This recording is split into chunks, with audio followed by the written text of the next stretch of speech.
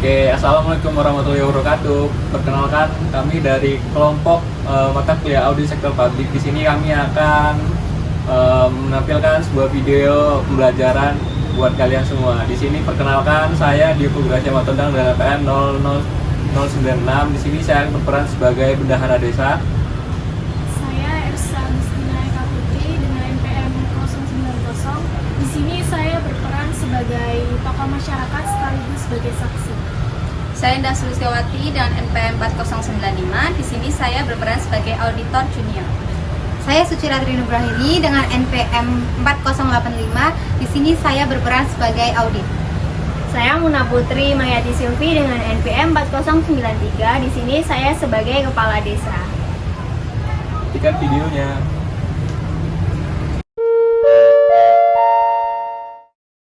Baik Bu Muna, pada hari ini kami dari tim audit akan mengkomunikasikan terkait dengan temuan yang tim audit kami temukan terhadap Desa Makmur. Nah, berdasarkan laporan dari masyarakat dan temuan awal kami menemukan ada indikasi penyimpangan dana bantuan sosial sebesar 500 juta.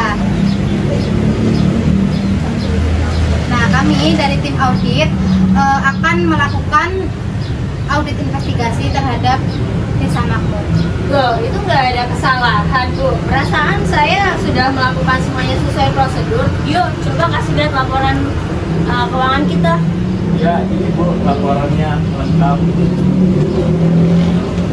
Bisa dilihat ya, Bu.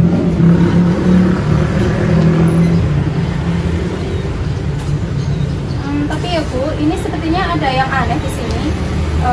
Ada realisasi penyerahan beras untuk warga tercatat sebesar 1 ton. Tapi saat kami melakukan survei itu, banyak warga yang mengeluh hanya mendapat 5 kg per keluarga.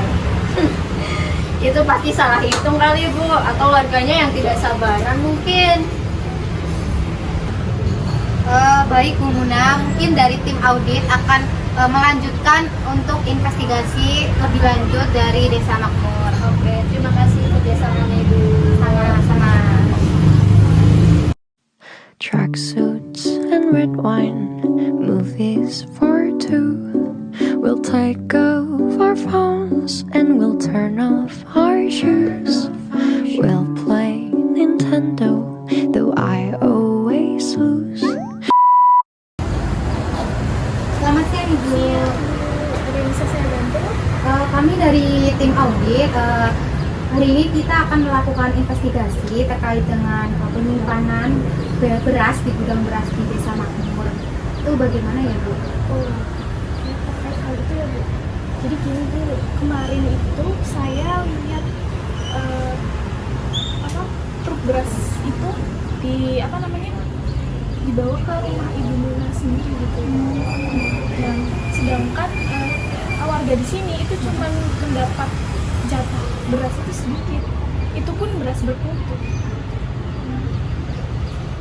Apakah kayak ada bukti lain gitu Bu, kayak misal foto ataupun surat jalannya? Bukti saya ini ada simpen bukti fotonya, bisa dilihat.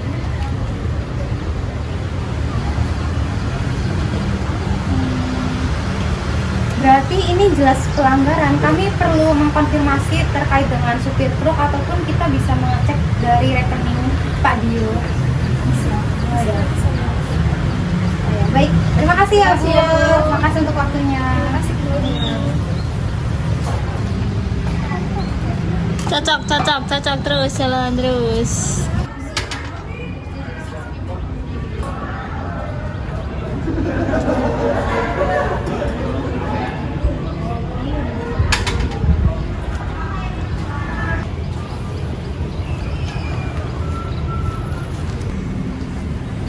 Permisi Bu, apa benar Ibu manggil saya? Dengan Pak Dio. Benar Bu. Oh ya Pak, silakan duduk Pak. Oh iya, terima kasih Bu. Ya. Jadi begini Pak, kami dari tim audit memanggil Bapak untuk bertemu dengan kami karena kami telah melakukan investigasi terhadap penyimpanan beras di Desa Makmur. Nah, dengan kita menginvestigasi, kita mengindikasikan bahwa adanya penyimpangan dana bantuan sosial. Nah, di sini kita mengindikasikan bahwa Pak Dio ikut terlibat dalam kasus tersebut. Bagaimana tanggapan dari Bapak? Saya rasa saya tidak pernah seperti itu, Bu. Apakah Bapak yakin? Saya yakin. Jadi begini Pak, kami mengerti dan mengetahui bahwa Bapak berada di bawah tekanan. Jika Bapak melakukan kesalahan, itu hukumannya akan berat. Apakah Bapak akan bersedia membantu kami dari tim audit untuk menyelesaikan kasus tersebut? Maaf Bu, sebelumnya saya sebenarnya sudah terpikirkan akan hal ini. Sebenarnya saya ingin jujur, saya terpaksa Bu. Bu Muna itu mengancam saya agar menandatangani dokumen palsu tersebut. Ternyata dananya itu dibelikan untuk keperluan anaknya dalam membelikan mobil untuk anaknya. Oke, dalam hal ini apakah Bapak Dio bisa menjadi saksi? Kami akan melindungi Anda. Saya siap Bu. Baik, jika Bapak bersedia untuk menjadi saksi, kami mohon untuk bantuannya ya Pak ketika kita melakukan lanjutan untuk menyelesaikan masalah tersebut. Baik Bu. Ya. Baik Terima kasih, Pak. Bu. Baik Pak, terima kasih Pak untuk waktunya.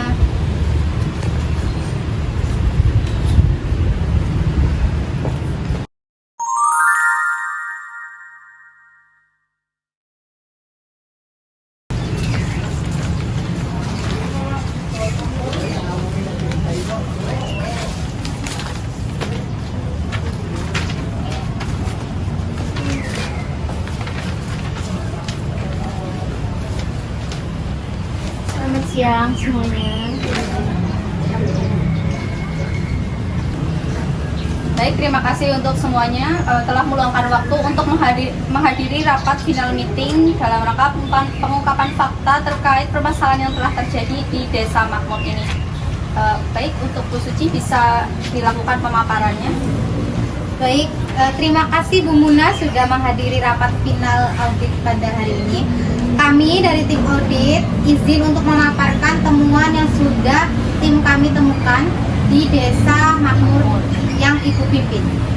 Jadi Bu, berdasarkan temuan yang kami temukan, berdasarkan dari data transaksi bank dan juga beberapa foto dokumentasi dan kesaksian dari Bapak Dio, dana bansos dari Desa Makmur itu dialihkan ke dalam rekening atas nama Ibu Muna.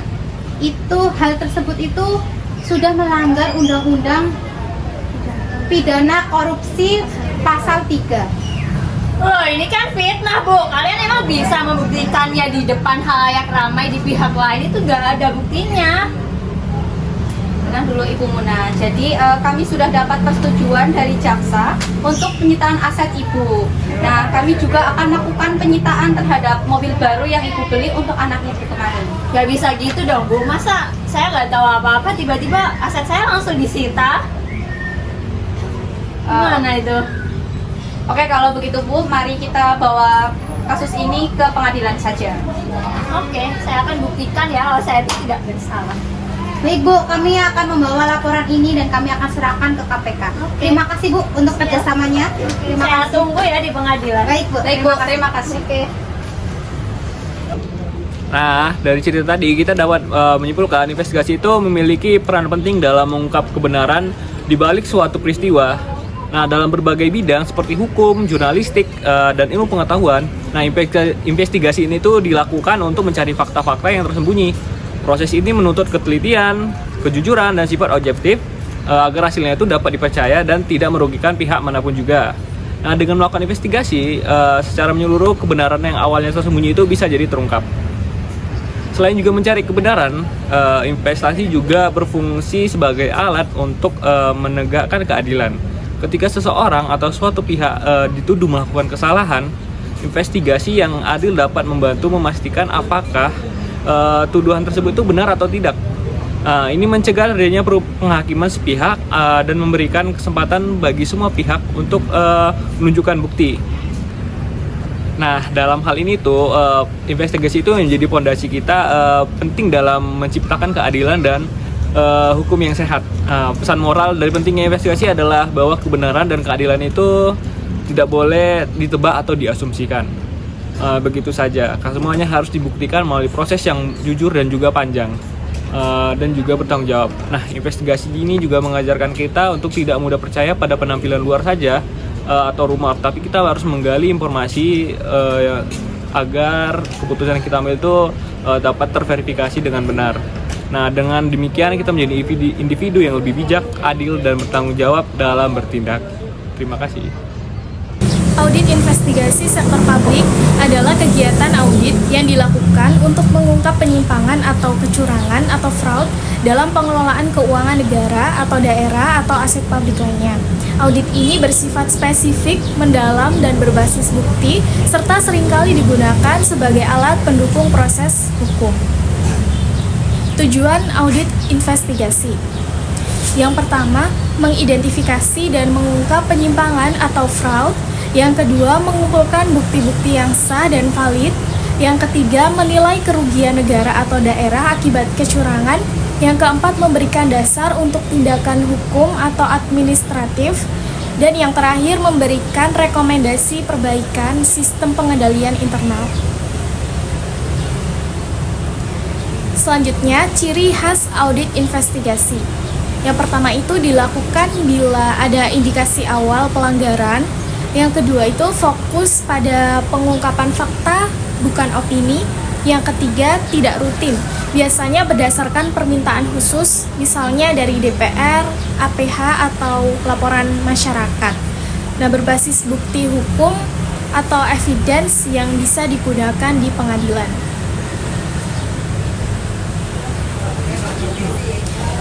Kemudian proses audit investigasi. Untuk proses yang pertama itu permintaan dan perencanaan. Permintaan dari lembaga berwenang, yaitu DPR, KPK, APIP, BPK. Penentuan ruang lingkup dan strategi audit investigatif.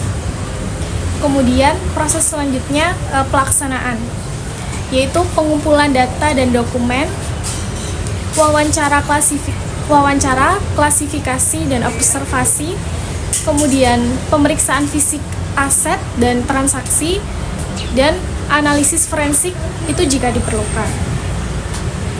Nah, untuk proses selanjutnya analisis dan evaluasi, yaitu menilai kebenaran dugaan pelanggaran, menghitung kerugian negara atau daerah, menyusun kronologi peristiwa dan alur transaksi.